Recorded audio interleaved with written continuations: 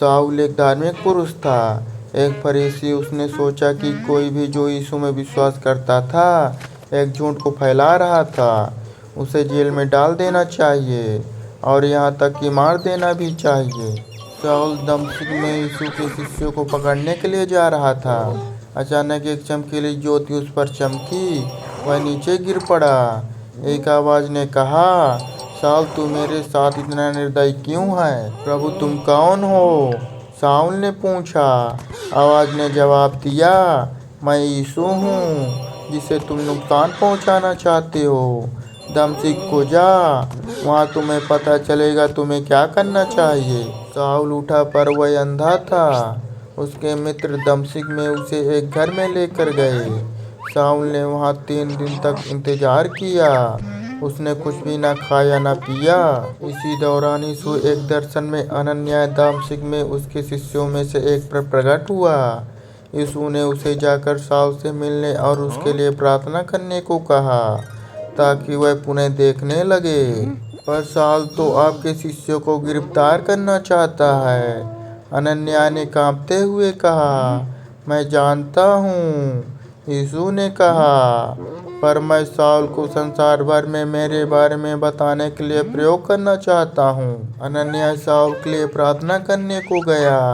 यीशु ने मुझे भेजा है, उसने कहा, ताकि तुम देखने लगो और पवित्र आत्मा से भर सको। शाऊल पुनः देख सकता था।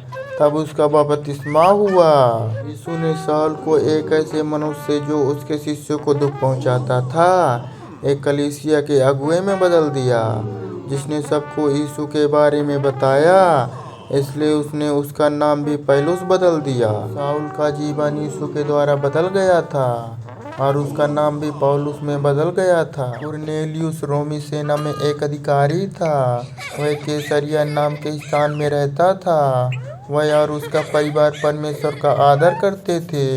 वह यहूदी नहीं थे, वह अन्य जाति से थे। कुरनेलियुस ने एक दर्शन देखा। एक स्वर्गदूत ने उससे कहा, परमेश्वर तेरी प्रार्थनाओं को सुनता है और जानता है कि तुम गरीबों की सहायता करते हो।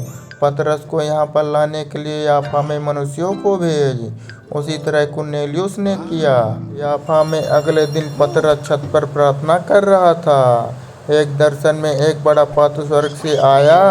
वह जानवरों से भरा हुआ था। एक आवाज़ ने कहा, हे पतरस उठ, कुछ मारकर खा। वह सब जानवर वही जानवर थे जिनको खाने की यहूदियों को अनुमति नहीं थी। मैं उन्हें नहीं खा सकता। पतरस ने जवाब दिया, अगर मैं कहूँ कि उन सबको खाना सही है? आवाज़ ने जवाब दिया, तब वह सब सही है। तभी कुरनेलियुस के संदेशवाहक भी पहुँचे।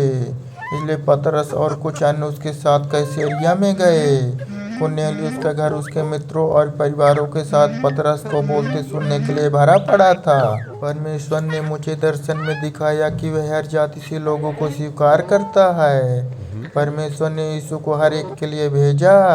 वह सबका प्रभु है। उसने बीमारों को चंगा किया और दबाए हुओं को आज़ाद किया।